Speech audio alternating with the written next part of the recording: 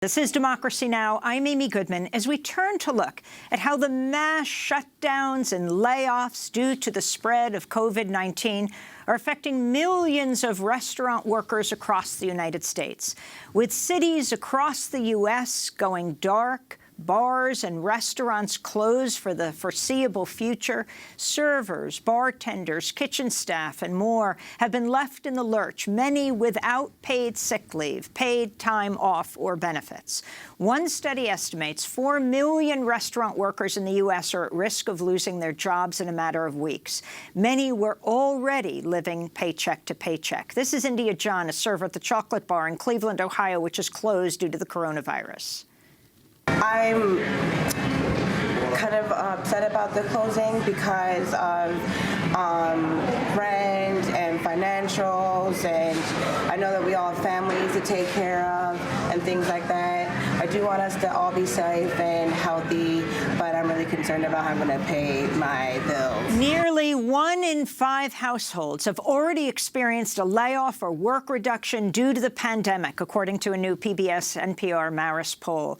As many hope for desperately needed federal assistance, the Senate is set to take up a significantly weakened emergency coronavirus bill the House passed Monday night. The bill had already exempted employers with more than 500 workers, such as megacorporations like McDonald's and Amazon, only protecting 20% of workers in the private sector. Now it's expected to leave out even more workers, including millions who work for small businesses. The Reverend Dr. William Barber of the Poor People's Campaign tweeted, "Congress must go back and pass another bill that covers all workers. They cannot leave out millions by exempting some low-wage workers from paid sick leave. These workers will not be exempted from the disease." This comes as the Trump administration said Tuesday it'll support a plan to inject more than $1 trillion into the U.S. economy to fight the unprecedented drop in economic activity. Treasury Secretary Steve Mnuchin said the stimulus package would rapidly deliver a $1,000 check to most American adults, with more direct payments likely to come in the months ahead. For more, we're joined by 2 guests. From California, by Democracy Now! Video stream in Berkeley, Saru Jayaraman is with us, the co-founder of the Restaurant Opportunity Center United, president of One Fair Wage and director of the Food Labor Research Center at University of California, Berkeley. We are also joined in New York by a laid-off worker, by Damani Varnado, restaurant worker in catering, fine dining, cocktailing for the past 20 years. He was working at Tiny's and the bar upstairs when the whole staff was let go during the coronavirus epidemic. Sarah, let's start with you. Give us the scope of the problem and what's happening now. I mean, we're talking to you in Berkeley, San Francisco. 7 million people are just sheltering in sight right now. Yeah, and I think that we're just the tip of the iceberg. I think we're going to see this happen nationwide. You mentioned that as many as 4 or 5 million workers are at risk of being laid off in the restaurant industry. I think it's much higher than that. The restaurant industry is nearing 14 million workers nationally. And I think that you're going to see a very large percentage of those workers at risk of being laid off as more of the country follows the Bay Area with shelter in place.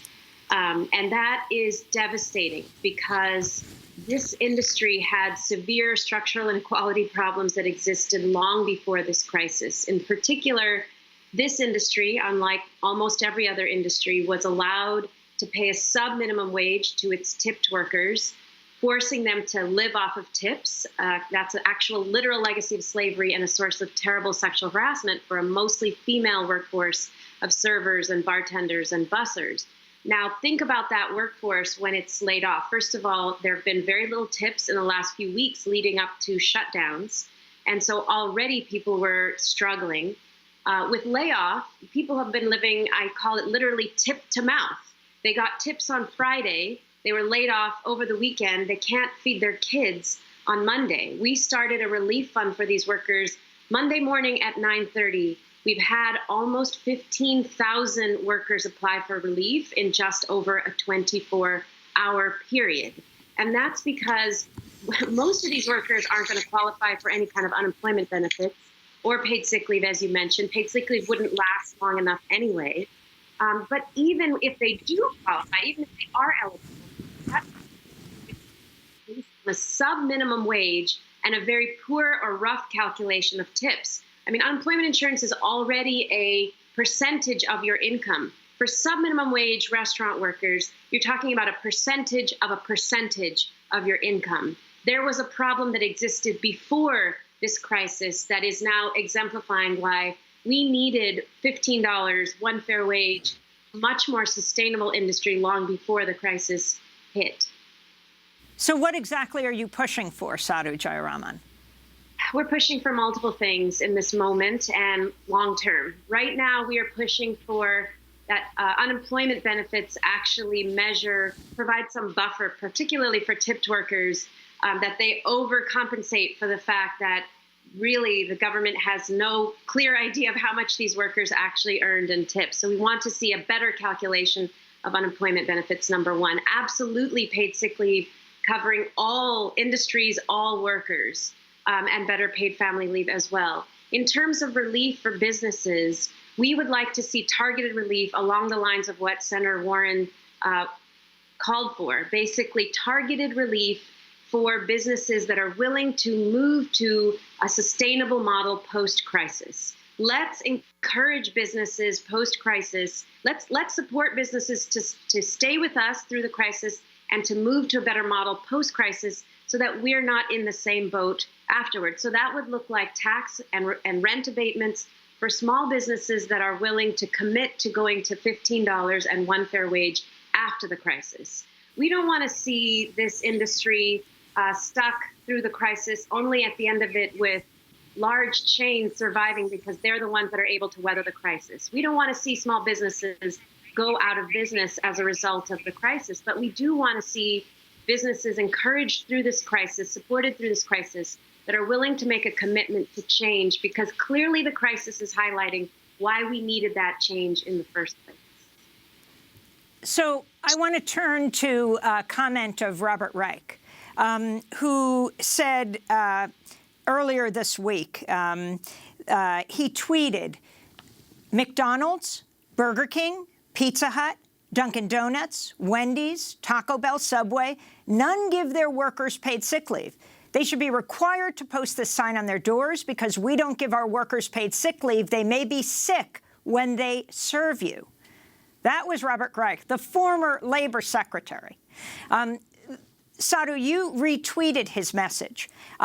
Talk about this for people to understand as the White House talks out bailing out the economy. Who is being bailed out and who isn't? And are there strings being put on these bailouts to ensure that their workers are protected? When they say they're bailing out the airline industry to the tune of $50 billion, are the airline flight attendants, are the workers on the planes, et cetera, are they being protected? But you stick with what you know, the restaurant workers and these large corporations. No, absolutely. That's exactly my point. There is talk of very large bailout, and in some cases, funding already going to very large restaurant corporations that many of whom have been taken over by hedge funds. So this is Wall Street controlling very large restaurant corporations. They are seeing potential large subsidies, tax subsidies, incentives. There is talk also of support even for smaller businesses, but we haven't seen it yet. Meanwhile, these same large businesses are not being forced to provide their workers with paid leave and not being called on when receiving these bailouts to move to higher wages that we know would have staved off the kind of dire situation we're seeing right now among millions of workers had they been forced to pay livable wages and provide paid sick leave prior. And so what we need is not mass bailouts of an industry with absolutely no strings attached or requirements for workers. What we need is relief for an industry that encourages or requires actually moving to livable wages, moving to what we call one fair wage, a full minimum wage with tips on top, as we have here in California, and paid sick leave because 90% of workers across the country don't have the ability to take a day off when they are sick. 2/3 reported that they worked when sick before coronavirus. Yes, a lot of workers are going to be laid off, and so paid leave is not going to be as relevant for them. But think about all the delivery workers that are continuing to work. Do we want them to work when they are sick? No.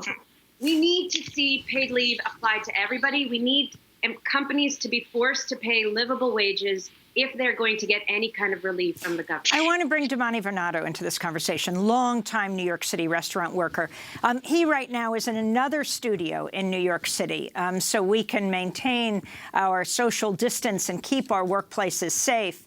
But it's so good to have you with us, Damani. Can you talk about what happened to you? We only have a few minutes. You were just laid off from a place in Tribeca. Yeah, I can tell you the short about it is we were down in Tribeca. Tribeca is a pool of money. There's a lot of influence down there from Wall Street to families to smaller businesses to basically tourists coming in. I'd say that the pandemic started about a month ago, and we noticed when Europe was starting to close restaurants and businesses and people were getting scared, that's when we started noticing a reduction in the customers that were coming in. We started to slowly reduce shifts right then and there, and then I'd say within about 72 hours, we not only lost our shifts, but were told that we were going to be closing the business.